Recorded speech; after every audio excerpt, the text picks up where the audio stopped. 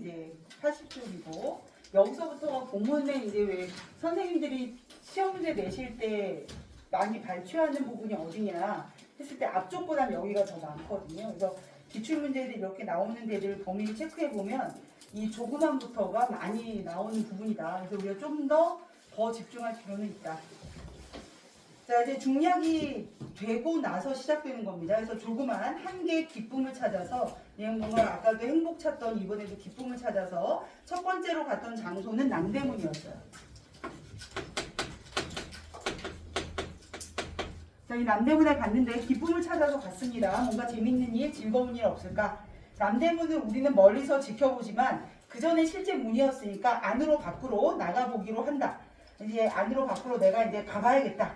자, 그러나 거기에 그러니까 얘가 의도한 건 기쁨을 찾아서 간 건데 막상 거기 갔더니 거기는 어떤 모습이었어? 그곳에는 불어드는 바람도 없습니다. 양옆에 웅숭그리고 앉아있는 서너 명의 지게꾼들의 그 모양이 맥이 없었다. 가서 본 건 지게꾼들이었는데 꾼들이 봤는데 맥이 없다. 맥 없다. 그러니까 기운이 하나도 없다는 거지. 맥이 없어. 그러니까 뭐 시대상을 보면 예전엔 지게꾼들이 짐을 날라주고 막 이랬어야 되는데 뭐 전차도 생기고 막 이런 것들이 생기다 보니까 지게꾼들이 점점 본인들의 역할들이 없어지고 있었겠지. 그러니까 일거리가 별로 없고 그러다 보니까 이제 지게꾼들이 맥이 없어요. 자, 9번은 또 거기서 또 고독을 느낍니다. 그 차도 고독 안 좋아한다 그랬는데 고독을 피하고 싶다 그랬는데 고독을 또 느끼고 안 되겠다. 그래서 사람들이 있는 곳으로 약동하는 무리가 있는 곳으로 고독 너무 싫으니까 고독이 싫어서 사람들이 있고 약동하는 무리들이 있는 그곳으로 가고 싶다라는 생각을 해요. 그러면서 생각해낸 장소가 어디야? 경성역이 되는 거지. 어떤 면에서 큰 장소로는 얘가 우리 교과서에서 마지막이에요. 경성역이 거기 뭔가 사람도 많고 약동하는 무리도 있을 거야. 그럼 거기 고독이 없겠지. 이런 기대를 갖고 이 경성역을 봅니다. 남대문 우리도 이제 숭례문에서 보면 서울역이 있잖아. 뭐 지금이야 건물들이 많아서 안 보이겠지만 그때는 이렇게 보면 이렇게 보이는 거지 경성역이. 자, 그래서 경성역으로 가야겠다. 자, 그곳에는 마땅히 인생이 있을 게다. 그곳이 어디야? 경성역. 경성역에는 인생이 있을 것이다. 인생이 있을 거다. 여기에는 원래 인생이 있을 수 있죠. 그러면서 이 낡은 서울의 호흡과 감정이 있을 거다. 경성역에. 자, 도회의 소설가, 자기를 말하는 거예요. 구보 자신이 나는 도회의 소설가인데 도회의 소설가는 모름지기. 자, 좀 얘는 표시해보자. 도회의 항구와 친해져야 된다. 이때 도회의 항구는 뭐를 의미하는 거야? 얘 보조관념인 거지. 그치? 도회의 항구. 얘가 이제 보조관념이고 얘가 원관념이 되는 거죠. 자, 그래서 도회의 소설가는 그래 도회의 항구와 친해져야 한다. 자, 그러나 물론 그러한 직업의식은 어떻든 좋았다? 상관이 없다. 다만 구보는 고독을 3등 대합실 군중 속에 피할 수 있으면 그만이다. 그러니까 대합실이 있는데 예전에는 이렇게 지금도 뭐 특실이 있고 일반실이 있긴 하잖아. KTX도. 그렇다고 막 대합실을 구분하진 않는데 이 당시에는 1등 대합실, 2등 대합실, 뭐 3등 대합실이 있었나 봐. 그럼 사람이 제일 많은 데는 어딜 거야? 3등 대합실이 제일 많겠지. 그러니까 얘는 지금 고독이 싫으니까 군중이 가장 몰려있는 3등 대합실에 가서 고독을 이기기만 하면 된다. 그러니까 물론 도회의 항구인 경성역에 가는 게 작가로서 마땅하지라는 얘기도 했지만 그게 지금 중요한 게 아니라 얘는 고독을 피하면 돼. 고독이 너무 싫어. 그래서 이제 사람이 많은 곳에 가서 고독을 피해보겠다라는 생각을 하고 이제 경성역에 갔어요. 갔는데 거기는 오히려 뭐했다? 오히려 고독했다 이거지. 그러나 오히려 고독은 그곳에 있었다. 그러니까 경성역에 있었던 건 고독이었던 거야. 그럼 사람이 없었을까?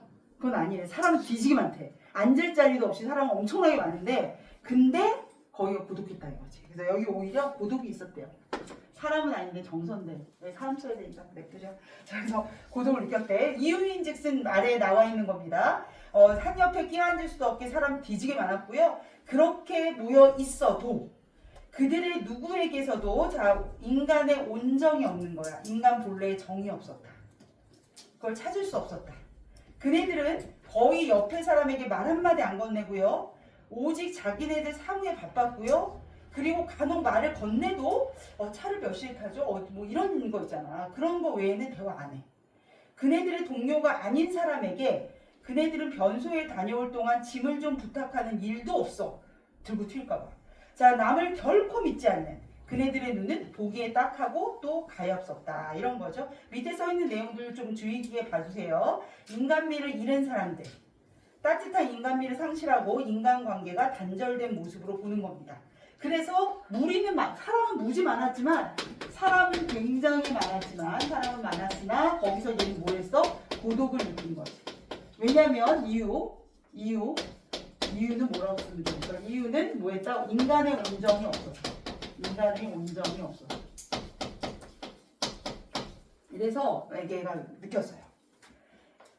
자, 그럼 밑에 답을 한번 보겠습니다. 13번의 답은 1번입니다. 새로운 경험을 하며 기쁨을 맛보았다는 아니잖아. 우리 구보가. 자, 그랬고요. 14번은 도회의 항구가 되겠습니다. 자, 15번의 답은 역시 5번. 역시 5번이에요. 세상을 따뜻한 눈으로 바라볼 수 있게 된 구보의 태도 변화? 아니요. 그런 거 없죠. 자, 그리고 16번은 도회의 소설가. 이렇게 정답을 체크하시면 됩니다.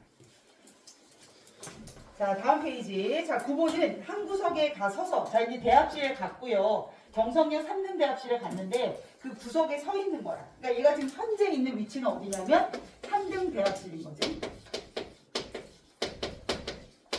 자, 이 첫 번째 3등 대합실에서 얘가 본 첫 인물은 누구냐면 노파였어요. 자, 이 노파의 특징은 굉장히 좀 고달프고 가난해 보이고 그랬던 것 같아. 그래서 이제 구보를 통한 상상력. 그는 뉘 집에 드난을 살다가 남의 집 살이를 하다가 이제 늙고 그 다음에 또 쇠잔한 몸을 이끌어 이제는 더 이상 남의 집 살이를 할 수 없어서 결코 넉넉하지 못한 딸도 잘 사는 건 아니야. 근데 이제 그 딸네 집이라도 찾아가는지도 모른다. 추측이야. 그럴지도 모른다. 이미 굳어버린 그의 안면 근육. 예, 이제 세월을 살면서 사람이 이렇게 즐겁게 웃을 일도 없고 뭐 그랬는지 얼굴이 굳어버렸어. 그의 안면 근육은 어떠한 다행한 일에도 펴질 턱이 없고 아무리 다행스러운 일이 생겨도 아우 다행이다 하면서 얼굴에 미소 띠면서 얼굴이 펴질 일도 없고 그리고 그의 몽롱한 두 눈은 비록 그의 딸이 그지없는 효양을 가지고도 감동시킬 수 없을지 모른다. 그 정도로 인생이 고달파 보였다. 되게 고단해 보였다. 이런 거죠. 자, 밑에 있습니다. 외양 묘사를 통해 인물의 고단한 삶. 여기다 밑줄 쳐주시면 돼요. 이렇게 표현한 거죠. 안면 근육이나 두 눈이 어떤 것에도 웃을 것 같지 않은. 우리 애가 너무 심각해 보이면 웬만하면 웃지 않잖아. 그런 거하고 같은 거지. 자, 그러면서 이제 노파를 보고 노파는 어떤 고단한 삶을 하고 계신 분이었어요. 고단한 삶. 그분의 고단한 삶을 이제 구보가 관찰하면서 그럴지도 몰라. 그런 분이 그럴 수도 있어. 뭐 이런 상상들을 했던 거야. 그리고 두 번째로 본 게 시골 신사죠. 중년의 시골 신사. 요 신사 잘 보셔야 됩니다. 요 신사. 처음에 볼 때는 구보가 이 사람이 좀 넉넉해 보였던 것 같아. 그래서 저 사람은 조그만 백화점을 겨냥하고 있을 게다. 추측이지. 뭐 하는지 물어보지 않았어요. 자, 그의 점포에는 뭐 이런 것도 있고 이런 것도 있고 이런 것도 다 갖춰놨을 거야. 가게에 물건이 많을 거야. 자, 그는 이제 그 옆에 놓인 서울에서 이제 장만해갖고 또 가는 거죠. 시골이니까 물건들이 없단 말이야. 자, 그는 그런 물건들을 사가지고 자랑스럽게 차에 오를 거다. 여기까지 이렇게 생각하고 있었거든. 근데 구보가 결정적인 걸 보게 됩니다. 자, 모두들 봐주세요. 구보의 눈에 딱 잡혔어. 자, 그 내용이 뭐냐? 구보는 그 시골 신사가 노파와 사이에 되도록 간격을 가지려고, 우리가 시에서 만났던 그 간격은 아니고, 자, 간격을 가지려고 노력하는 걸 발견했어요. 이게 뭘까? 왜 시골 신사가 노파랑 간격을 가지려고 막 노력할까? 이렇게 노파가 여기 앉아 계시고 굉장히 삶이 어려워 보이신 노파고, 나는 그래도 이제 좀 뭐 양복도 입고 뭐 그랬을지도 몰라. 그러니까 좀 여유가 있어 보이는 난데, 너무 꾸실꾸실한 할머니가 옆에 앉아 있는 거야. 나 이 할머니랑 내가 같은 자리에 이렇게 앉아 있다는 게 좀, 이 사람이 그랬다는 게 아니라 이제 약간 피하려고 하는 걸 본 거지. 부부가 얘가 이렇게 진짜가 다시 또 이렇게 가면서 좀 조금이라도 넓히려고, 이 할머니랑 가까이 이렇게 접하지 않으려고 막 이런 거 부부가 본 거야. 그래서 구보의 상상이 날개 피는 거지. 저 인간이 왜 할머니하고 거리를 두려고 하는 걸까? 왜일까? 왜일까? 자, 상상해보자. 수연아, 왜일까? 왜 구보는 할머니 시골 신사가 노파와 거리를 두려고 한다라고 봤을까? 왜 무슨 상상을 했을까? 너 같으면 왜 그랬을 것 같아? 냄새 나서. 일단 냄새 난다는 말은 없지만 일단 냄새 나는 것처럼 느꼈을 수도 있지. 그리고 또 갑자기 묶이고 싶지 않아. 난 얘랑 달라. 뭐 이런 것도 있을 수 있고. 그러니까 이 사람은 이 노파와 나는 좀 다르다라는 걸 이렇게 같은 진짜 부류가 되고 내가 3등 대합실에 비록 와 있지만 이 할머니하고 같은 과는 아니다. 뭐 이런 생각으로 한다라고 구보가 본 거지. 그래서 구보가 그러다 보니까 이 시골 신사가 재수없는 놈. 지는 네가 너무 언제 너무 얼마 잘났다고 할머니하고 네가 그러면 이게 또 어떻게 보면 할머니 약간 무시하는 것 같기도 하고. 그러니까 이제 우리 또 소설가인 구보가 보기에 이 시골 신사가 이제 마음에 안 들어. 자, 그래서 이제부터 시선이 완전 달라져. 자, 그래서 구보는 그 시골 신사가 노파와 사이에 되도록 간격을 가지려고 노력하는 것을 발견하고 딱 보는 순간 그때부터 구보 그를 업신여깁니다. 저 새끼 봐라. 이러면서 만약 그에게 그때 그는 이제 그 시골 신사 얕은 지혜와 약간의 용기를 준다면 용기를 좀 주면 3등 승차권 그러니까 이코노믹을 탄 그 티켓을 들고 어디 비즈니스나 아니면 펄스트나 뭐 이런 데 가서 오만하게 자리 잡고 앉을 게다. 얘는 그런 부류에 끼고 싶어하는 그런 인간일 거야 라고 얘기하는 거죠. 그래서 이제 그 부분을 얘가 보면서 저 사람은 저렇게 노파한테 저렇게 하는 모습 보니까 이제 싫은 거야. 그래서 이제 업신 여기면서 아마 저런 스타일의 아이라면 가서 이제 3등 승차권을 갖고 있으면서도 그런 데 가서 이렇게 탁 끼고 싶어하는 그런 아이일 거야 라고 이제 상상을 해봅니다. 어디까지나 추측이죠. 그래서 모일게다 하면서 이제 그 인물들을 볼 때마다 의식의 흐름에 따라 자기 마음대로 판단하는 거지. 사실 이제 확인할 길이 없으니까. 내가 재용이를 보면서 재용이는 이럴 게다. 이러고 생각해봐 쳐봐. 알게 뭐야. 재용이한테 확인 안 할 건데. 그지? 내 마음대로 재용이는 이럴 게다. 이런 거지. 자, 그러고 있다가 그 시골 신사를 봤더니 더군다나 그의 얼굴에 뭐가 있냐면 부종을 발견했대요. 이 시골 신사가 그러니까 노파와의 노파와 거리두기 하는 걸 봤고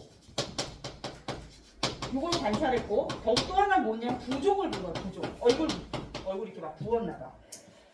얼굴도 부었네? 이런 거지. 그러면서 이제 그의 앞을 떠났다. 얼굴 부었어. 저 사람 어디 몸 안 좋아. 이러면서 떠나는 거야.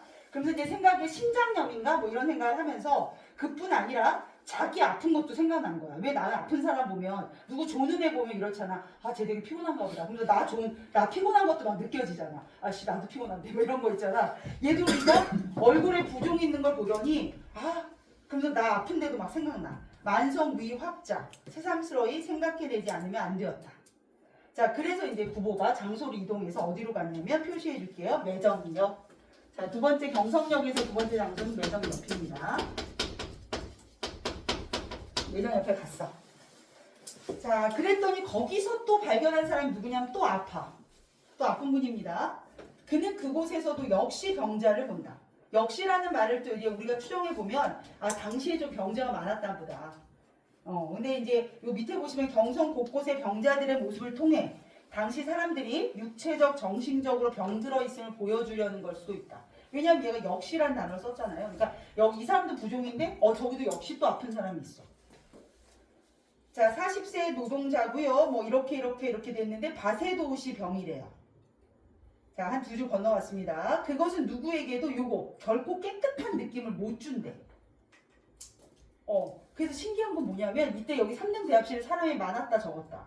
겁나 많아서 끼워 앉을 자리도 없다 그랬잖아. 근데 이 병자 주변에는 사람이 없어. 왜 사람이 없을까요? 이 병자 지저분해 보인다 그랬잖아. 깨끗해 보이지 않는 병이야. 뭔가 보기에 좀 지저분한 병인가 봐. 그러니까 사람들이 그 옆에 가기 싫어가지고 주변에 사람이 없어요. 자, 그의 좌석에는 좌석이 비어 있어도 사람들은 그곳에 앉으려들지 않았다. 근데 이게 밑에 써 있잖아. 인간성 상실과 이기적으로 변해버린 세태 비판 이렇게 돼 있잖냐? 근데 읽을 때마다 그 느끼는 건데, 너희들 만약에 전철역에 노숙자 아저씨가 한 분이 앉아 계시다. 그럼 앉냐 안 앉냐? 내가 미치게 피곤해서 나 죽을 것 같지 않아? 웬만하면 안 앉을 것 같지 않아? 나도 그럴 것 같거든. 근데 그럼 우리도 인간성 상실과 이기적으로 변해버린 세태 비판에 해당하는 게 아닌가. 이분 읽을 때마다 안 갈 것 같은데. 그리고 아저씨가 혹시라도 나한테 내가 앉아있는데 그러니까 시골 신사도 또 이해는 되는 게 내가 이렇게 앉아있는데 뭐 높아야 모르겠지만 만약에 막 냄새도 나고 막 옷도 여름인데 막 파카 입고 다니시는 분도 있잖아. 막 두꺼운 옷 입으신 분이 내 옆에 딱 앉아봐. 그러면은 조금 이제 근데 거기서 일어날 용기는 또 없지. 일어나면 또 이분이 그러니까 안전은 이때 막 그래서 마치 때 만약에 그분이 아주 심하면 한 정거장 정도 일찍 내릴지도 몰라. 근데 그게 인간성 상실인가 이런 나는 항상 좀 불만이 있는데 일단 이렇게 써 있어. 내가 이 설명하는 이유는 우리도 그럴 수 있잖아. 너희가 이 부분을 읽고 이게 뭐 인간성 상실인가? 아니 안 그래? 뭐 그래갖고 너희가 문제 풀까봐 인간성 상실 아니라고 그래서 이렇게 얘기하는 거야. 자 자습서에서는 얘를 인간성 상실, 이기적으로 변해버린 쇠퇴 이걸 비판하는 거라고 되어 있다. 그러나 우리의 감상으로는 뭐 그럴 수 있지 충분히 이해돼 뭐 이렇게 생각할까봐 얘기한 거야. 게다가 사건 하나가 더 어려워져요. 옆에 이제 저 좀 칸이 떨어진 곳에 젊은 아이를 업은 젊은 아낙네가 있었거든요. 바구니에다가 과일을 갖고 있었나 봐. 그래서 그 과일 하나 이렇게 꺼내다가 어떻게 했어? 어머 해피는 또 떨어졌어.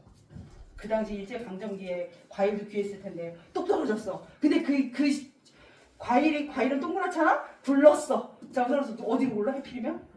돌 굴르더니 그 바세도우시 병을 걸린 분 앞에 가서 탁 과일을 옮준 거야. 그럼 이제 어떻게 해? 근데 안 가지러 가는 거지. 왜냐면 저 근처에 가면 울고 것 같기도 뭐 이랬나 봐. 그래서 있어요. 여인은 그것을 쫓아와 집기를 단념하기조차 했다. 심지어 과일도 집으로 안 와. 이 정도로 사람들이 이제 좀 아픈 사람들 주변에 오지 않으려고 하는구나 라는 걸 느낀 거예요. 자, 그래서 구보는 이 조그만 사건, 이 바세도우시 병에 걸린 바세도우시 병에 걸린 분의 주변에 사람들이 없는 거, 게다가 과일이 떨어져서 굴러와도 집지 않는 거, 뭐 이런 것들을 조그만 사건을 보고 매우 흥미를 느껴요. 그리고 이제 대학 노트를 펴서 뭐 하고 싶은 거야? 기록해야겠다. 왜? 고연학적 태도니까. 얘는 이제 이거 적어가지고 소설로 쓰려고 이제 생각한 거죠. 그래서 여기는 바세도우시병에 걸린 분, 그리고 그 이제 복숭아 떨어뜨린 젊은 아낙네. 이런 거 봅니다. 그래서 이거 좀 에피소드가 되겠는데 그래서 적으려고 했어. 그래서 대학 노트를 펴들었다. 자 그러나 구보는 되는 게 없어요. 자 그가 문 옆에 기대어 섰는 캡을 쓰고 모자를 쓰고 린넨을 스멜이 양복을 입은 사내들이 이렇게 딱 서 있는데 그 눈이 하고 보고 있는 거야. 그러면서 이제 보고 있다가 얘가 노트를 펴서 뭘 이렇게 기록하려고 하면 다 와서 노트 좀 봅시다. 이럴 것 같은 거지. 그러니까 얘가 다시 접고 딴 데로 이동하는 거야. 그래서 이제 온갖 사람에게 의혹을 갖는 두 눈을 발견하였을 때 구보는 또다시 우울 속에서 그 사람들이 와서 노트 좀 봅시다. 한 장 한 장 넘기다가 약간 불온한 내용이 나면 당신 이거 뭐야? 좀 따라오지. 뭐 이럴 수도 있잖아. 그러니까 얘가 겁나갖고 노트 딱 접고 다른 데로 옮기는 거죠. 그래서 우울 속에서 그 양복 입은 사내들을 보고 이동합니다. 자, 그래서 다음 장소로 이동하게 될 거고요. 자, 17번은 답은 4번이었어요. 그래서 구보가 환자를 불쾌한 감정으로 바라보는 게 아니라 사람들이 그런다라는 거지. 자기가 불쾌한 감정을 넣어서 본 적은 없어요. 자, 그다음 18번은 이게 이제 몽타주 기법입니다. 그 경성역에서 노파 본 장면, 시골 신사, 바세도우시병 이런 것들을 이렇게 보여줘서 조립하듯이 몽타주 기법으로 만든 것이다. 자, 이제 개찰구 앞으로 이동해 옵니다. 개찰구 앞에서.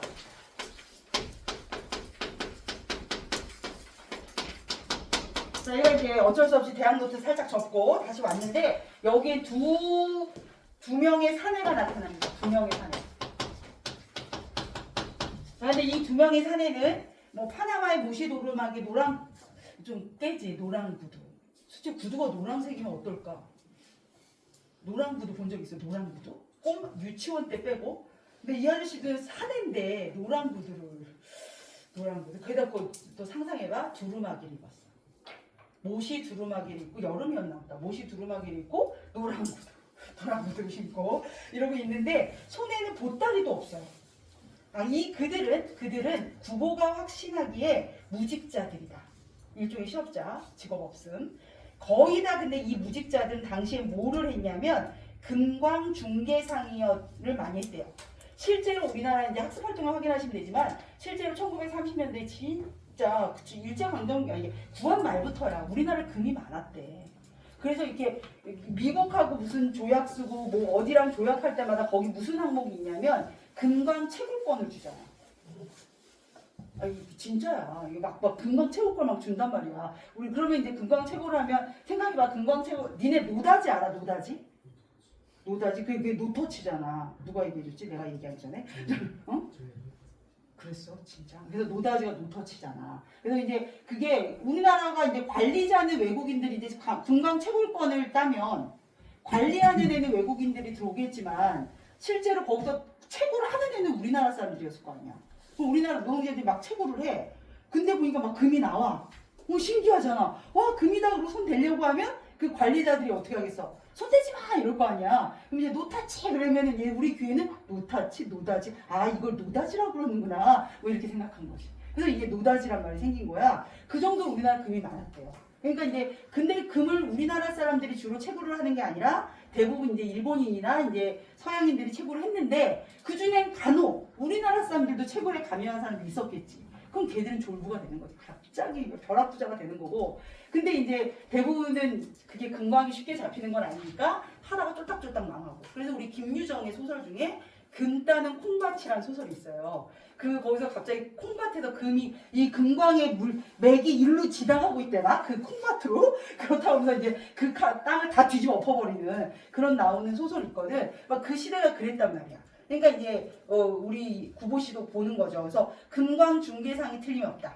구보는 새삼스러이 대합실 안팎을 한번 둘러봤더니 그걸로 보니까 어머 저 인간도 저거 금광 중개상 같네? 내가 만약에 수업을 열심히 하다가 애들이 갑자기 어떤 하나를 딱 봤는데 조는 거야. 그럼 갑자기 인지를 하면서 누가 조나 이렇게 보니까 어머 저기 쟤도 졸고 어머 쟤도 졸고 막 이렇게 갑자기 보이잖아. 그런 것처럼 얘가 금광 중개상을 하면 딱 본 거야. 그랬더니 저 무직자고 저 금광 중개상일 거야. 그러다 보니까 주위를 쫙 봤더니 저기도 있고 막 있는 거지. 지금 그 상황이야. 여기저기에 다 금광 중개상들이 있는 거죠. 이곳에도 저곳에도 눈이 띄었다. 자 그래서 이렇게 썼어요. 황금광 시대. 이때 광자가 무슨 광자? 미칠 광자. 황금에 미쳐있는 시대구나 라는 걸 깨닫게 되는 거죠. 황금광 시대에 자 저도 모를 사이에 한숨이 푹 모든 사람이 이렇게 황금에 미쳐있네. 자 근데 저거가 뭐 두 가지 의미가 있다고는 해요. 얘가 첫 번째 부분을 읽어보시면 황금을 찾아 그것도 황금을 찾는 것도 숨김없는 인생의 분명히 일면이다. 그래도 쟤네들은 황금이라도 찾네. 근데 자기는 어때? 한 손에 단장과 또 한 손에 공책을 듣고 목적 없이 거리로 나오는 자기보다는 황금이라도 찾는 저분들이 진실한 걸지도 몰라 라는 생각을 하면서 어쩜 저 사람들이 나을지도 모르지 이러면서 허휴 하고 한번 한숨을 쉬어주고.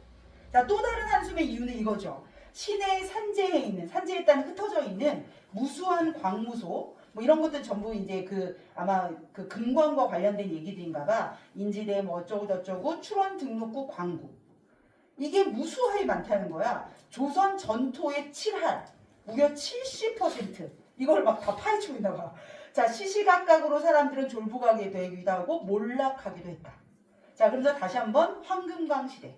자, 근데 심지어 우리 백석같이 시인은 어때야 돼? 이런데 유혹에 빠지면 안 되잖아. 자, 근데 많은 시인들이 빠졌나 봐. 황금광 시대 그들 중에는 평론가와 시인, 이러한 문인들, 자, 세모 쳐줄게, 조차.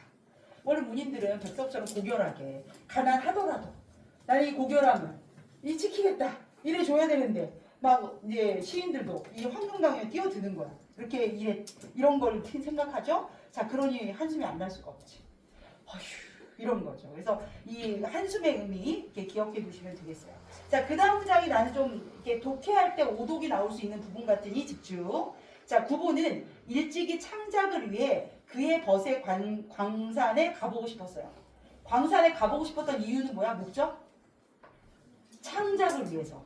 왜 다들 황금광 시대인데 그 사람들의 심리라든가 그럴 때 사람들은 어떤 태도를 취하라든가 이런 게 궁금하잖아 작가로서. 그래서 광산에 가보고 싶었대요. 자 가보고 싶었던 거지 간 건 아니었어요. 그죠? 가보고 싶었다. 가볼 생각을 했다. 자 사람들의 사행심이라든가 황금의 매력 그러한 것들을 구보는 보고 느끼고 그러고 싶었다. 자 그러나 세모 고도의 금광열은 오히려 총독부 청사 동측 최고층 광묵과 열람실에서 볼 수 있었다. 이런 사행심이나 황금의 매력을 굳이 광산에 안 가더라도 이 경성바닥에 사람들이 거기에 다 미쳐 있는 거야. 전부 다 그 황금의 매력에 빠져 있는 거야. 그러니까 굳이 갈 필요가 없겠다라는 생각을 하게 된 거죠. 여기서 봐도 되겠네. 왜 우리 사람들이 도박에 미쳐 있고 막 이런 사람들을 가면 이제 저기 그 뭐지? 어디지? 거기 정선에 있어 카지노라고 뭐 국내인들이 들어갈 수 있는 카지노. 그걸 보면 약간 사람들이 갑자기 좀 이상하게 보이긴 해. 나는 거기 가끔 가보거든요. 우리 아는 친척분이 정선에서 학교 선생님 하시다 은퇴해가지고 정선에 사신단 말이야. 그러면은 이제 이게 가고 또 정선 주민들에게 혜택이 많아요. 하이원에서 주는. 그래서 우리가 이제 그 끼에 이게 갈 때가 있는데 보면 사람들 표정이 좀 다르긴 해. 근데 그거보다 더 확실한 거 보려면 거기 가면 되는데 그 마사회에서 하는 경마단이라는 곳이 있대. 나는 한 번도 아직 안 가봤는데 거기 가면 사람들의 눈빛이 아주 희한하다네. 경마는 그 말 달리게 하는 데다 이렇게 걸어가지고 도박하는 건가 봐. 그래서 그렇대요. 근데 그런 걸 보려고 얘가 경마단이나 한번 가볼까? 뭐 이러려고 했는데 온 동네가 다 지금 그런 사행심에 빠져있더라 라고 얘기하는 부분이에요. 그래서 여기에서 관건 아니고 가보려고 했던 거고, 그 다음에 황금강 그걸 가려고 했던 건 오로지 창작의 의도로 가보려고 했던 거였고, 그러나 이 바닥이 전부 다 이렇게 돼 있구나. 그게 굳이 갈 필요 없겠네. 뭐 이런 것들을 얘기하고 있는 부분으로 좀 중요한 부분입니다. 약간 오독이 벌어지는 부분인가 봐요. 잘 읽어주시고. 그래서 도심에까지 이 금광열이 막 다 퍼져 있는 거지. 자, 그리고 이제 마지막 장면. 이제 이 개찰구 앞에 두 명의 사진을 보고 얘가 이제 황금광 시대에 대해서 생각을 했고, 황금광 시대. 돈에 다 미쳐있는 시대. 이런 생각을 했고, 여기서 이제 우리의 마지막 출연자 한사내를 만나게 됩니다. 중고등학교 때 공부는 좀 잘해야 될 것 같아요. 자, 얘 하는 거 봐요. 우리 구보. 한사내를 만납니다. 둥글넓적한 얼굴입니다. 자, 얼굴에. 거기다 이제 얼굴을 또 묘사하는 거 봐라. 비속한 웃음. 어떤 웃음입니까? 구보 앞에 그의 모양 없는 손도 모양이 없대. 누가 손을 푹 하고 내민 거야. 한사내가 손을 둥글도 넓적하고 처음에 친구지도 못 알아봤나? 비속한 웃음 시룩 뛰면서 손을 내밀었다. 그도 벗이라면 벗이었다. 같은 학교 다녔다 이거지. 중학시대의 열등생. 공부 못했대요. 자, 구보는 그래도 약간 웃음에 가까운, 웃음은 아니고 웃음에 가까운 표정을 지어 보이고, 자, 그 다음이야. 야, 생각해봐. 너 친구가 손을 내밀었어. 넌 그럼 어떻게 할래? 얘가 지금 한 손에는 단장을 들고 있고 한 손에는 공책 들고 있잖아. 야, 양손에 다 뭐 들고 있어. 자, 그럼 친구가 손을 내밀었어. 너 어떻게 할 거야? 양손에 뭐가 있어? 그렇지. 이 단장을 여기다 걸고 그 다음에 이렇게 악수해야 되는 거 아니야? 근데 얘 어떻게 하는지 아니? 단장 잡은 손을 그대로 이렇게. 이거 보면 너무 악수하기 싫어. 나 여기 좀 구보 마음에 안 들어. 마음에 안 드는 곳이 좀 많지만 여긴 특히 마음에 안 들어. 아니 그래도 친구한테 어떻게 그럴 수가 있나? 아니 아무리 공부 못했어도 그렇지. 참 짜식이. 자, 그래서 단장 든 손으로. 단장이 뭐예요? 그 지팡이. 지난주에 짧은 이게 짧은 지팡이야. 그래서 얘가 나이가 26살이셔가지고 단장 들고 26살이. 완장인 줄 알아요. 완장은 차고 단장은 들고. 아니 근데 어떻게 26살이 왜 지팡이 들고 다녔을까? 머리가 안 좋은 거예요. 그게 이제 눈 나쁘다는 얘기만 있고, 아니 몸 좀 약한 거 스타일인 것 같아. 근데 내가 전에 어떤 러시아 소설을 읽었는데 거기에 인생을 다 살았다는 거야 자기는. 그러면서 막 얘기를 해. 그래서 인생을 다 살았어. 나이가 그 머릿속으로 한 60, 70대를 생각하면서 읽고 있었거든. 나이가 30살. 얘를 확 그냥 그랬는데 그 당시에 러시아의 평균 수명이 30살이었대. 그래가지고 그럴만도 하셨구나. 뭐 이러고 얘기했는데, 야, 이때는 우리나라 평균 수명이 몇이니 일제강점기 때 잘 모르겠지만 26이 이렇게 지팡이 들고 다니고, 어머님은 이제 애 결혼 안 하는 게 세상 걱정이시고 막 그런 거죠. 지금은 누가 36에 결혼한다, 애는 결혼한다 그러면 너 혹시 뭐 실수했니? 뭐 이런 얘기 물어보죠. 갑자기 이러면서 이제 그러는데 이때는 막 이제 그랬대요. 시대는 역시 변하는 것 같아. 하여튼 근데 단장을 들고 어떻게 그 손을 내밀어 갖고 엉성하게 잡습니다. 자, 그 다음에 역시 따옴표 처리가 안 돼 있죠. 이거 얼마만이야? 뭐 어디 가나? 응? 자네는? 뭐 이러면서 이제 그 친구가 막 얘기하는데 따옴표가 전혀 없어요. 서술과 대화를 구분하지 않는 거 확인할 수 있네요. 자, 구보는 친하지 않은 사람에게 또 자네 소리 듣는 것도 싫어. 왜 자네라고 그러고 난리야? 네가 언제부터 날 같다고? 뭐 이러면서. 헤라는 헤라가 차라리 낫다. 자, 근데 거기에 또 구보 눈에 걸린 장면이 하나 있어. 그 사내가 주머니에서 금시계를 꺼내서 요즘으로 되면 무슨 시계 정도 돼야 될까? 하여튼 엄청 좀 비싼 부자가 아니면 가질 수 없는 그런 시계를 다 꺼내보는 거야. 또 구보 심정 상하지 또. 저 자식 저거 자랑한다 자랑한다. 자 다음에 구보의 얼굴을 이제 보는 건데 일단 답 확인하고. 자 구보의 속마음과 거리가 먼 거. 4번 절대 아니죠. 창작을 위해서라니까요. 그래서 4번이다. 자 그 다음에 구보가 자네라는 소리 불쾌해하는 건 걔가 싫어서인데 답지를 보니까 가식적인 호칭이라고 생각해서래요. 이거 그냥 확인하시면 되고. 21번은 뭐 1번. 밤에 안 들어서. 자 22번 황금광 시대와 거리가 먼 것을 골라라라고 얘기했을 때 이게 이제 이 금시계는 황금이긴 하지만 얘가 이제 황금에 미친 걸 표현하는 건 아니다. 그거와 직결되는 그러니까 그 뭐지 금광과 관련된 건 아니다. 그래서 답이 5번으로 되어 있는 거죠. 그러니까 그냥 그 우리 얼굴 넓적하신 분이 그냥 자기의 어떤 재력을 좀 과시하고 싶어하는 그런 도구였다라고 보시면 될 것 같아요. 근데 사실 그분이 과시하고 싶었는지도 알 수는 없어. 그냥 구보가 그렇게 본 거지. 뭐 그냥 뭐 이렇게 뭐 좋은 명품 가방 이렇게 들고 있어. 되게 자랑하려고 저거 들고 왔다. 뭐 이렇게 보는 거하고 똑같은 거지. 실제 걔 마음은 알 수 없으니까. 자 그럼 다 마지막 페이지입니다. 자 그 장면을 봤어요. 아무튼 금시계 이렇게 하고. 근데 얘를 이렇게 쳐다보면 보더니 저기 가서 차라도 안 먹으려나? 이래요. 얘네 아버지 직업이 전당포였던 거야. 그 친구가. 그 당시에 전당포는 되게 부유한 집일 수밖에 없어요. 전당포가 뭐냐면 요즘 애들 모르던데? 물건 맡겨놓고 돈 빌리는 거. 그래서 내가 이제 돈이 갑자기 필요해. 그러면 이제 시계에 이렇게 풀어서 맡기고 돈 빌리고 막 그래서 예전에 대학가 앞에 가면 막 책 맡기고 술 마시고 애들이 이제 전공서적 같은 거 옛날에 책이 비쌌단 말이야. 그럼 책 갖다 맡겨놓고 이제 돈 뭐 빌려갖고 술 마시고 그리고 그 돈 갖다 주면 이제 뭐 이제 얼마 띄고 이제 책 돌려주거든요. 근데 이제 애들이 못 찾아가는 거지 돈 못 갚으면. 그럼 이제 전당포가에서 막 시계도 정리하고 막 이러다 보니까 사람들이 이제 전당포가 돈을 꽤 잘 벌었대요. 그래서 그 죄와벌이라는 소설이 있거든요. 도스토예프스키가 지었다는 그 죄와벌이라는 소설에서도 거기 나오는 주인공이 이제 로자라는 친구인데 그 로자라는 친구가 어떤 놈을 죽이는 게 제일 좋을까 고민하다가 전당포 노파를 죽여요.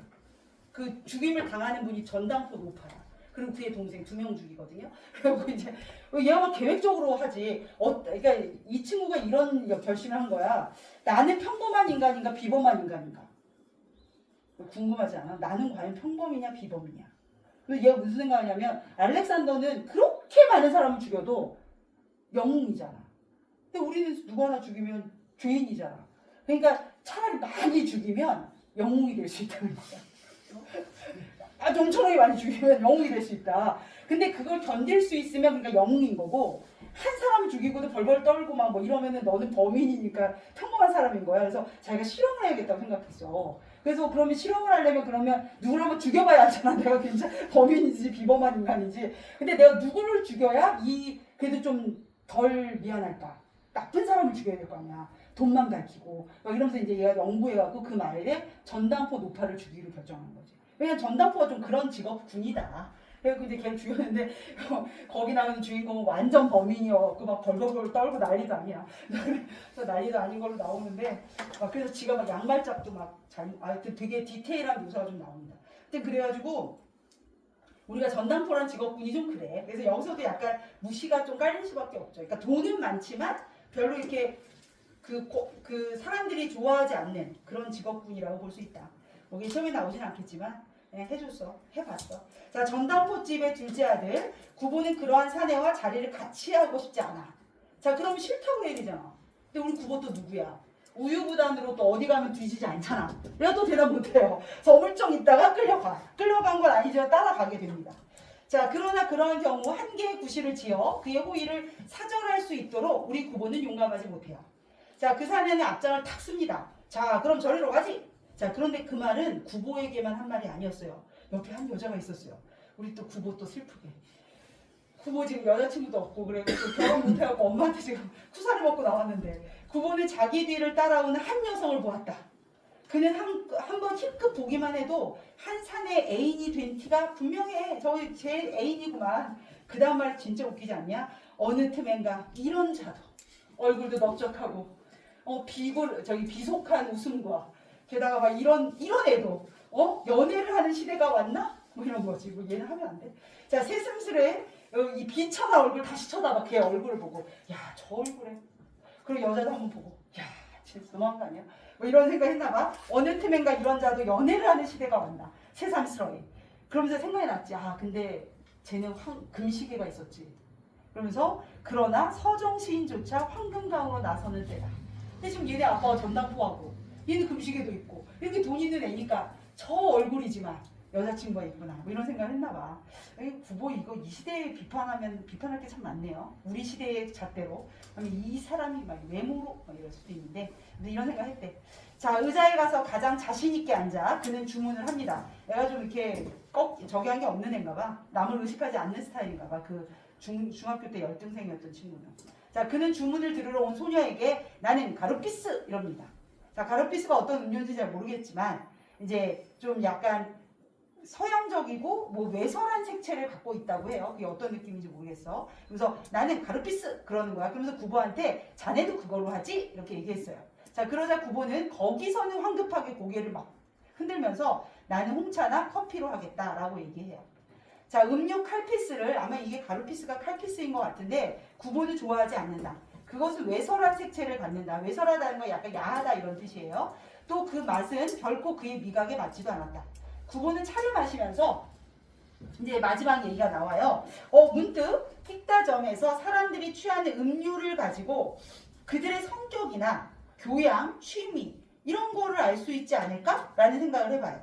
그리고 그것은 동시에 그네들의 그때그때의 기분도 표현하고 있을 게다. 아메리카노를 마시는 사람 또는 뭐 바닐라 라떼를 마시는 사람 이렇게 좀 다를 수 있다 이런 거야. 그래서 그거를 알 수 있지 않을까? 그러면서 구보는 맞은편 앉아있는 그 사내에게 은근히 그냥 건성으로 맞장구를 치면서 머릿속으로는 언제든 그러한 것, 그 차와 성격, 차와 교양 이런 것들에 대해서 연구를 해봐야겠다. 역시 고연학적 자세. 이런 생각을 하면서 이제 이 이야기는 여기까지만 수록되어 있었어요. 마지막 23번 답은 5번이었고요. 자 24번은 인용부호가 없는 것을 확인할 수도 있어서 답은 2번. 자 25번은 5번이었습니다. 자 그리고 이거 시점은 중요하다고 얘기했었어요. 다시 한번 정리해보면 구보의 내면 심리를 이제 구보의 내면 심리는 이 시점이 중요하니까 우리가 지난번에 그 가리봉동 할 때도 얘기했었지만 이런 초점화된 인물로 되게 되면 구보는 어떻게 돼 있어? 구보의 내면 심리? 구보의 심리는 직접 제시돼요. 직접 제시되고 나머지 인물들 있잖아. 이런 사람들에 대해서 이런 것들은 다 어떻게 돼 있어? 구보의 시선으로 간접 처리돼 있잖아. 나머지 인물은 구보의 시선으로 전달된다.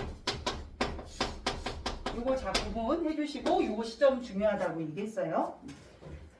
그래서 작품 밖의 서술자가 구보의 시선에서 관찰되는 걸 마치 중계해 주듯이 구보 씨의 생각은 이런 생각을 하셨습니다. 구보 씨는 이렇게 보셨군요. 뭐 이런 거 같이 써 있는 거예요. 자 이렇게 해서 우리가 제일 힘든 소설가 구보 씨의 일일이 끝났어요. 아 이제 그러고 보니까 이게 내 생의 마지막 소설가 구보 씨 일일을 설명했네. 아 이제 다시는 하지 말아야지. 진짜 지루했거든 그동안. 어제 그랬어. 이제 나 한 번만 더 하면 이거 이제 끝난다고.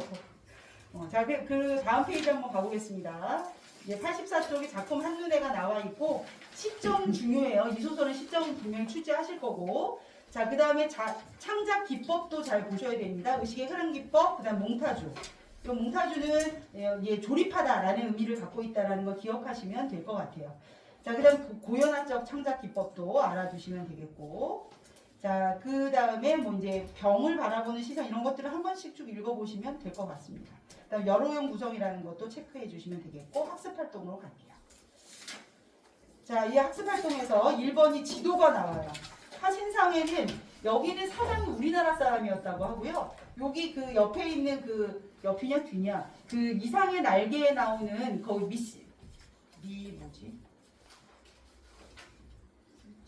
미치코 뭐 하여튼 그 여기 백화점이 있거든. 두 개가 양대 백화점이었다는데 이거는 일본 자본으로 들어온 백화점이고 화신상회는 우리나라 자본으로 들어온 그런 백화점이었다고 합니다.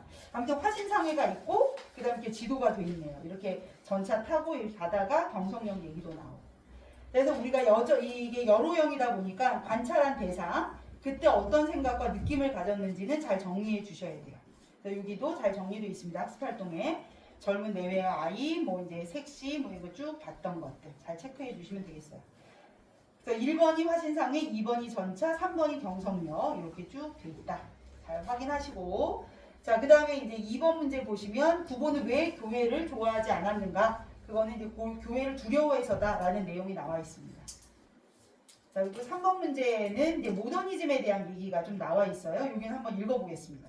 자, 여기는 누가 읽어보냐? 자, 고은이가 읽어보겠습니다. 박태원은 이태준, 김기림, 정기용 등을 주도한 부위 내에 이상과 함께 가입하면서 본격적인 작품 활동을 시작하였는데 1934년 소설가 구보시의 열리를 발표하며 당대 모더니즘 소설을 대표하는 작가로 떠오른다.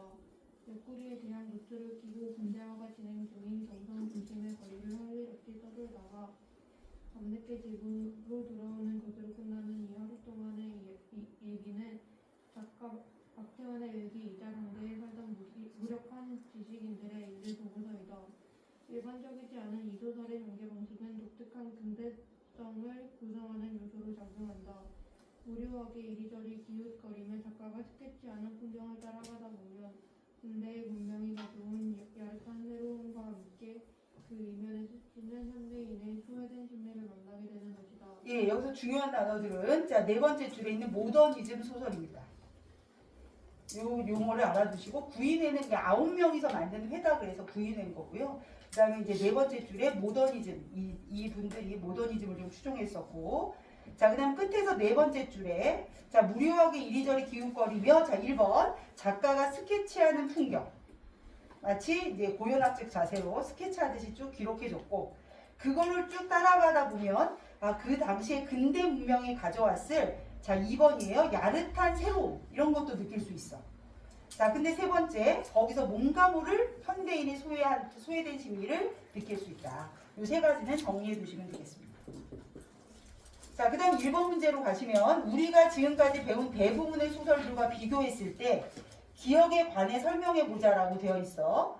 자, 그 일반적이지 않다라는 거죠. 어떤 게 일반적이지 않으냐. 자, 이 문제는 중요합니다. 자, 답을 보실게요. 뚜렷한 사건의 인과적 배열을 전개 기본 원리로 삼는 게 일반적인 소설이야. 근데 이거와 달리면 이 소설은 어떻다는 거야? 인과적 배열을 전개의 기본 원리로 삼지 않는다. 이게 첫 번째 정보지. 이 소설가 구보시의 일일은 인과적 배열의 전개를 기본 원리로 삼지 않는다. 이걸 체크해 주시고, 자, 그 다음 이 소설은 그저 도시를 산책하듯 배회하는, 예, 이거 앞에도 있었지만 산책하듯 배회하는 모습.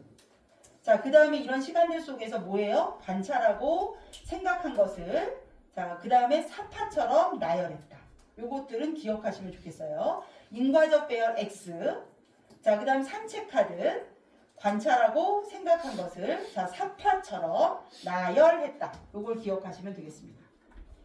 좀 그렇긴 해요. 여기도 보시면 이렇게 사파같이 나열했지 않습니까? 네. 자, 그 다음에 이 작품의 니은은 어떻게 드러나 있는가? 니은이라는 건 그 소외된 심리라고 되어 있는데, 자, 백화점도 있고 막 그 백화점 안에 승강기도 있고 막 이런데 여기를 이제 무작정 배회하는 구보는 어떻다는 거야? 그 사회와 그 어떤 경치와 자, 세 번째 줄에 있는 말 대조적이다. 구보는 여전히 무기력하고 고독하고 막 이렇잖아요. 자, 이렇다. 그러니까 세상은 막 빌딩도 들어서고 지금 보면 귀엽지만 지금 우리의 눈으로 보면 귀엽겠지만 그 당시에는 승강기도 얼마 신기해. 내가 얘기 이번에는 안 했나? 나 백화점 구경 가고 그랬다니까. 3,000원 갖고. 이전에 백화점에 이렇게 승강기가 있어요. 그러면 거기 안내양이 있었다니까요. 알고 있어요? 예쁜 모자 쓰고 이렇게 해갖고 몇 층 가시겠습니까? 그러면 막 눌러주시고 막 자 이제 뭐 이제 내리세요. 이제 문 닫힙니다. 뭐 이런 거 안내해 주시는 분이 있었다니까. 그래서 내가 그거 구경하러 갔었어요. 3,000원 들고 그때 애들이 어제 비웃었는데 그 당시 3,000원은 엄청 큰 돈이야. 엄청 큰 돈이었을 걸. 버스비가 한 50원쯤 하지 않았을까? 그러니까. 그래서 내가 이제 구경 갔다 말이야. 롯데백화점인지 신세계백화점인지 생겼다고 해서. 하여튼 그런 우리의 지금의 눈으로는 아무것도 아니겠지만 그 당시에는 굉장히 근대화된 모습이었다. 근데 그 모습과 구보는 대조적이다 라는 거 기억하시고, 자, 이걸 통해서 자, 밑줄 칠게요. 지식인의 고독, 무력감, 현대인의 소외감 이런 것들을 보실 수 있다. 네, 갔다 오시고, 아이고, 여기 4번이 또 있네, 4번. 4번 그냥 읽어보시면 될 부분이에요. 당시에 황금강 시대에 이런 윤인들도 많이 빠져들었었다. 뭐 이런 것들이 나와 있는 부분입니다. 자, 우리 민준이가 화장실 갔으니까 우리 읽어볼게요. 자, 4번 문제 보시면 다음은 이 작품이 사회문화적 배경과 관련된 자료인데 경성역 개찰구 앞에서 구보가 자기도 모르게 왜 무거운 한숨을 쉬었을까? 무거운 한숨을 쉬었을까? 본문 내용만 보면 아 저들은 그래도 황금을 찾는 목적이 있는데 나보단 나은 삶이네 라는 생각이라고도 하는 볼 수 있지만 요거의 지지를 받으면 뭐야? 순수해야 될 백석 같은 시인이 만약 백석이 황금광 시대에 금광을 개발하고 있다고 생각해봐. 우리가 얼마나 슬프겠니? 백석이 돈에 찌들리다 못해 드디어 황금광 그래서 광산을 채굴하게 되었습니다. 이런 우리는 백석을 잃어버리는 거잖아. 자, 근데 그때 이제 백성은 잘 살아남으셨지만 많은 사람들이 그랬단 말이야. 맨 밑에 보시면 이렇게 돼 있죠. 두 번째 문단부터 볼게. 금광 주변의 수많은 인간 군상들 중에는 인간의 무리들 중에는 금광 중개상인들이 있었는데 아까 그 금광 중개상. 자, 사람 사이에서 매개하는 직업적 특성 때문에 이제 중개니까 이 사람과 이 사람 사이에 브로커 역할을 하는 거잖아. 그러다 보니 가난한 지식인들이 거기 많았대요. 자, 그들은 연장을 잡고 광맥을 파는 대신, 그러니까 광부로 역할을 하는 게 아니라 금광산업에 종사하는 사람과 사람 사이를 뭐 하는 거야? 연결해 주는 거야. 원래 브로커들은 그러다 보면 좀 이제 잘못된 일을 많이 하지 않습니까? 그들의 존재의 의미는 일방적으로 폄하할 수는 없지만 그들이 다루는 것이 금이 아니고 사람이다 보니 자, 밑줄 쳐봐. 어느 정도의 일탈, 그 일탈의 유혹이 있었다는 거, 속이기, 뭐 사기, 뭐 이런 거지. 또 그 유혹에 사람들이 어땠다? 쉽게 넘어갔다. 우리 백성은 그걸 안 넘어가겠다고 그렇게 의지를 불태웠던 거 아닙니까? 자, 그런 얘기가 있고 예시답안으로 보셔도 그 내용이에요. 두 번째 줄 잠깐 보시면 이거죠. 순수 학문을 하는 문인들까지 달려드는 황금광 시대. 자, 물질이 모든 것을 지배하는 사회로 변모하는 것을 보여줬고, 자, 그 다음 끝에서 두 번째 줄 보시면 부정적인 민족의 현실을 생각하며 부모가 어땠다고요? 씁쓸하고 안타까운 마음. 그것 때문에 한숨을 쉬었을 것 같다. 자, 그 다음 중요한 작품 날개가 남았습니다. 공통점이 좀 많은데 한번 읽어보세요. 자, 구보와 날개의 공통점 찾기. 자, 그래서 한번 쭉 각자 읽어봅시다. 옆에 있을 수도 있겠구나. 이런. 한번 이상의 날개 읽어주세요.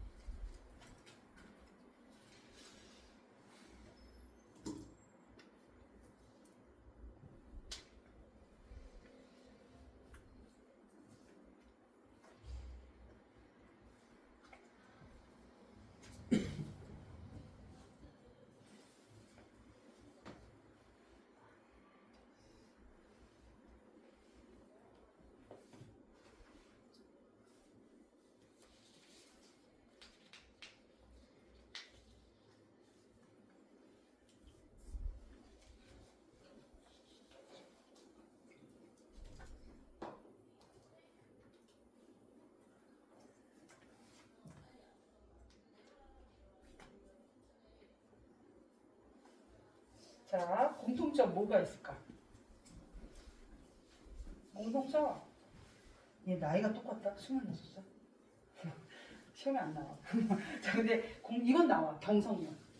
경성령인 게 같고요. 그래서 그 나의 작품의 소재와 배경이 같아요. 그죠? 그리고 태도도 보면 약간 무기력하고 그런 이제 그 백수 지식인의 전형 이런 걸 좀 보여주고 있지.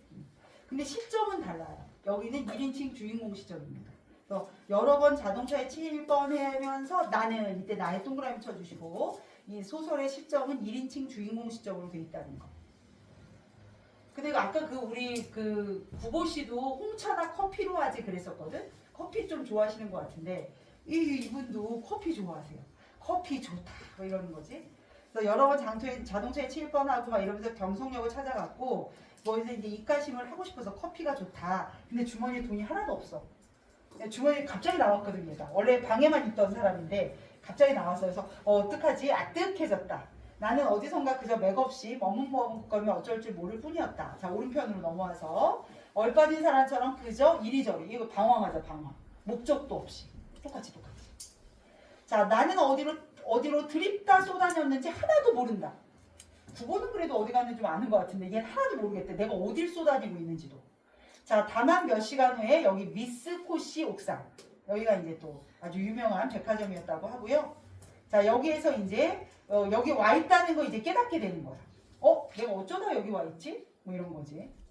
자, 나는 거기에 아무데나 주저앉아서 내가 자라온 이거죠. 26살. 자, 회고해 보았다. 몽롱한 기억 속에서 이렇다는 아무 제목도 불거져 나오지 않았다. 질투는 나의 힘도 그렇지만 내가 26년을 살아봤는데 제목을 붙일 게 하나도 없어. 소제목 붙일 게 하나도 없는 거야. 뭐를 알게 돼. 뭐를 깨달아. 한글 깨침. 뭐 이런 거 있잖아. 붙일 게 하나도 없어. 그럼 어땠다는 거야? 자기 삶이 무의미했다. 왜 이렇게 얘기하는 거지? 자, 몽롱한 기억 속에서는 이렇다는 제목이 불거져 나오지 않았다. 나는 또 내 자신에게 물어봐요. 성찰해 봅니다. 이 너는은 누굴 가르치는 거야? 자기한테 너는이야. 너는 인생에 무슨 욕심이 있느냐고? 자, 그러나 있다고도 없다고도 대답 못 하겠대요. 자, 그런 대답은 하기도 싫대. 나는 거의 나 자신의 존재를 인식하기조차 어려워. 내가 누구인지를 인식하는 게 뭐 두려웠을 수도 있고 뭐 할 수도 있지만 자기를 그게 인식하기가 어렵대. 자, 그러면서 이제 할 일이 없으니까 허리를 굽혀서 금붕어를 봅니다. 자, 금붕어들이 잘생겼대요. 작은 놈은 작은 놈대로, 큰 놈은 큰 놈대로. 싱싱하기에 보기 좋았대요. 자기가 좀 다르죠? 자기는 지금 자기 자신을 인식하기조차 힘든데 얘는 싱싱해 보인대. 자, 내리비치는 5월 햇살에 금붕어들은 그릇바탕에 그림자를 내려뜨렸다. 어떤 건지 알겠지? 이게 위에 햇살이 있으니까 금붕어 모습이 그 바닥으로 그림자가 졌다는 뜻이에요. 자, 지느러미를 하늘하듯 손수건으로 흔드는 흉내를 낸다. 나는 이 지느러미 수요를 헤아려 본다. 누구는 동전의 숫자를 다 더하더니 이번에 얘는 지느러미 숫자를 세봐요. 자, 그래서 굽힌 허리를 좀처럼 펴지 않는다. 그래서 이제 햇살이 따뜻하게 5월이었기 때문에 따뜻했대요. 자, 그러고 나서 나는 또, 자, 여기다 밑줄 한번 칠게. 회탁의 거리. 이게 이제 경성역 주변의 도시의 거리를 얘가 회탁이라고 표현한 거야. 회탁이라는 뭐 이게 시멘트 건물들이 늘어서일 수도 있지만 회색의 거리, 탁한 거리 이렇게 보는 거죠. 자, 거기서는 피곤한 생활이 마치 금붕어가 지느러미처럼 보였대요. 자, 눈에 보이지 않는 끈적끈적한 줄에 엉켜서 헤어나지들을 못한다. 누가? 당시의 시대 사람들이. 마치 이렇게 끈을 이렇게 묶어서 늘어뜨려 놓은 것처럼 흐느적 걸으면서도 뭐해? 헤어나오지 못한다. 자, 나는 피로와 공복 때문에, 공복은 밥을 못 먹어서 배고파서 무너져 들어가는 몸뚱이를 끌고 그 회탁의 거리 속으로 섞여 들어가지 않는 수도 없다. 난 또 저기로 들어가야 되는데 이러니 얘 마음이 상당히 우울하겠지. 그러다가 또 계속 사고의 과정을 거쳐서 나중에 맨 마지막은 이상이 선생님들이 설명하실 거 안 하실 수도 있다. 이번에 선생님이 바뀌셨으니까 과거의 선생님들이 이 끝부분을 다시 설명하시거든요. 맨 마지막에 그래도 날자 날아보자꾸나로 끝나거든요.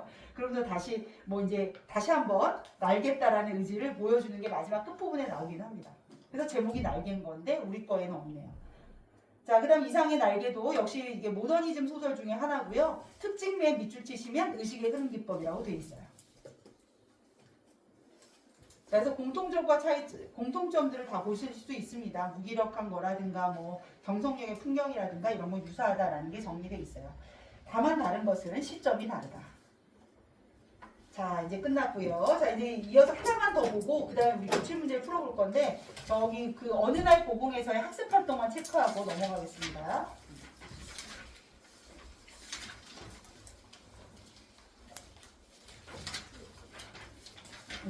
오늘 풀어요? 오늘 기출문제 푼다고 제가 공지하지 않았나요? 어렵지 않아요.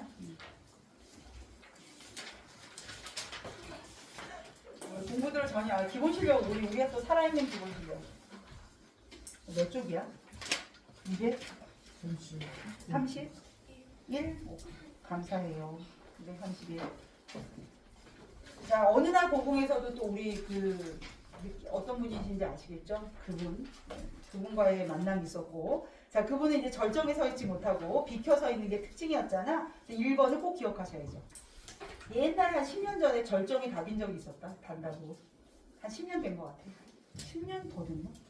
자, 그래서 이 작품을 감상하고 화자의 태도를 중심으로 했을 때 이 부분은 굉장히 중요합니다. 뭐 어떻게든 문제가 나올 거야. 뭐 밑줄 쳐서 서로 성격이 다른 걸 찾든 어떻든 저떻든 꼭 낼 거니까 잘 기억하시고 절정이 이런 곳에 서 있어야 이게 절정이라고 생각하는 거지. 화자는. 근데 나는 비켜 서 있다. 그래서 심지어 비겁한 것 같다. 이렇게 얘기하고 있는 거야. 자 그리고 그 모습은 이제 소시민적인 모습을 반성하고 있는 거다라는 거고 이런 시를 통해서 우리한테 깨우침을 주겠죠. 우리는 이제 이게 비겁한지도 모르고 살고 있을 때가 많거든. 아닌가? 동조. 아니 너희는 괜찮아. 근데 나 같은 사람은 이게 절정에 쓰지 못하고 나 이렇게 비겁해 있을 때가 많거든. 근데 비겁을 인지도 못하고 살 때가 많거든. 그러니까 시인이 이 시를 써서 우리한테 알려주는 거지. 야 이런 게 비겁한 거야. 이런 게 비겁한 거야. 나만 이런 거 아니고 너도 그렇잖아. 너도 비겁한 거야. 라고 알려주는 거야. 그래서 이 시가 참여시가 되는 거야. 우리한테 깨달음을 주는 거지. 화자 자신만 깨닫고 끝나는 게 아니라 우리에게 이 시를 줌으로써 내가 이 시를 읽다가 제 뇌를 한 대 얻어맞는 것 같은 거지. 꽝! 맞아 나도 절정에서 벗어나 있네? 이런 생각이 드는 거잖아. 그러니까 그런 거와 같다라는 거야.